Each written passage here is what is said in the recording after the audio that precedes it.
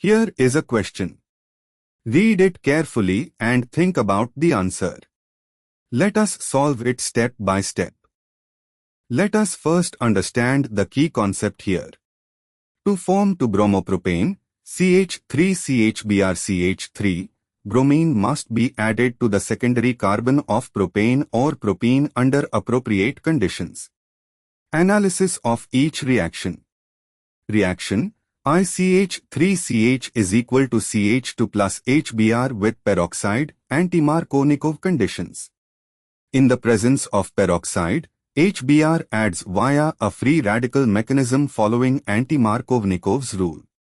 The bromine attaches to the terminal, primary, carbon, giving 1-bromopropane, CH3CH to CH2Br, not 2-bromopropane. So reaction I does not give 2-bromopropane. Reaction to CH3CH is equal to CH2 plus HBr in CCl4 ionic Markovnikov conditions. In the absence of peroxide, CCl4 solvent, ionic mechanism, HBr adds following Markovnikov's rule. The H attaches to the terminal carbon, less substituted, and Br attaches to the internal carbon, more substituted, giving CH3CHBrCH3, which is 2-bromopropane. So reaction 2 does give 2-bromopropane.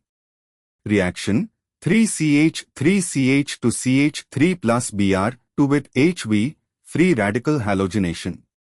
Bromination of propane under light, HV, proceeds via free radical mechanism.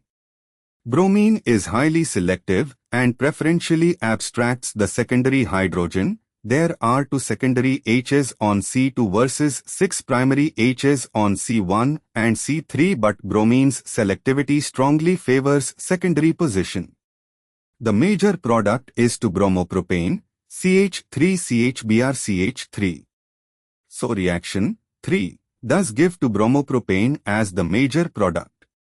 Reaction 4CH3CH is equal to CH2 plus Br2 in CCl4. This is electrophilic addition of Br2 across the double bond, giving 1,2-dibromopropane, CH3CHBrCH2Br, not 2-bromopropane. So reaction 4 does not give 2-bromopropane. Conclusion: only reactions 2 and 3 produce 2-bromopropane. Therefore, the correct answer is B. Therefore, the correct answer is option B.